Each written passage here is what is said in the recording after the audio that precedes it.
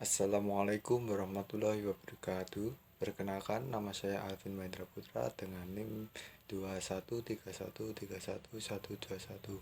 Di sini saya akan mempresentasikan hasil diskusi saya mengenai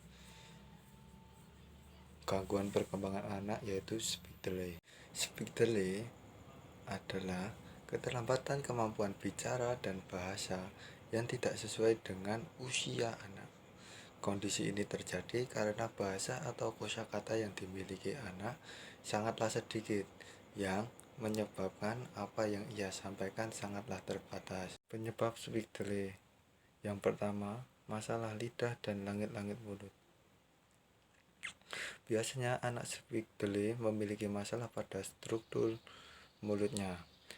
Kondisi ini bisa menyulitkan anak untuk mengontrol otot dan bagian mulut ketika berbicara.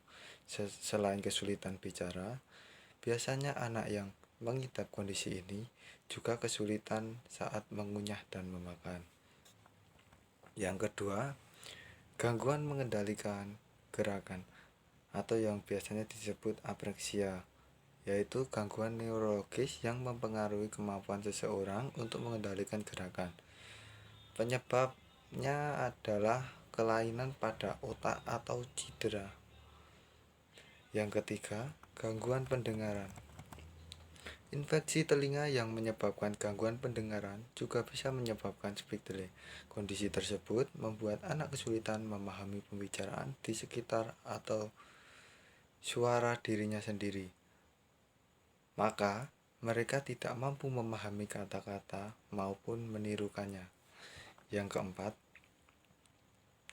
bentuk mulut yang tidak sempurna, seperti bibir sumbing dan velum atau tuli lidah yang terlalu pendek, dapat menyebabkan speech delay. Jika anak mengalami kondisi tersebut, segera temui dokter untuk mendapatkan terapi lebih lanjut. Yang kelima, kondisi medis.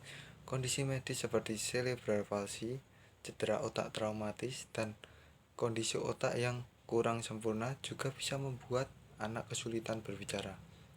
Anak yang mengalami ADHD atau autis umumnya juga mengalami keterlambatan bicara. Selanjutnya, tanda-tanda speech delay. Yang pertama, pada usia 12 bulan, anak tidak menggunakan gerakan seperti menunjuk atau melambaikan tangan sampai jumpa. Yang kedua, memasuki usia 18 bulan, anak lebih memilih gerak tubuh untuk berkomunikasi. Selain itu, mereka juga kesulitan menirukan suara dan memahami ucapan sederhana. Yang ketiga, pada usia 2 tahun, mereka hanya bisa meniru ucapan atau tindakan dan tidak menghasilkan kata atau frasa secara spontan. Anak juga mengucapkan kata atau suara berulang kali, bukan menggunakan bahasa lisan saat berkomunikasi. Tidak dapat mengikuti petunjuk sederhana dan memiliki nada suara yang tidak biasa atau seperti suara serak atau senggau. Penanganan speech delay.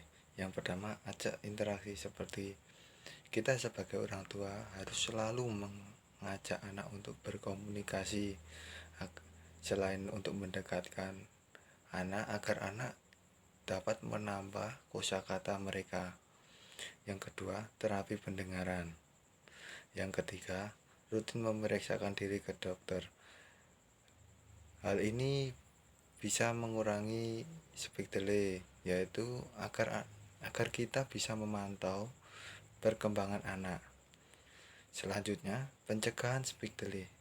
Yang pertama, jangan malas mengajak anak untuk berkomunikasi.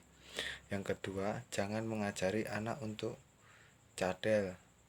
Yang ketiga, merespon seluruh ucapan anak.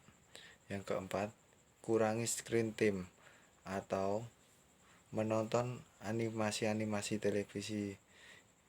Menonton animasi televisi ini biasanya dapat dilakukan bila anak sudah berusia 2 tahun. Dan yang terakhir, dampak speech delay. Yang pertama, prestasi akademik akan buruk. Yang kedua, kesulitan dalam mendapatkan pekerjaan. Yang ketiga, rentan mengalami masalah psikologis.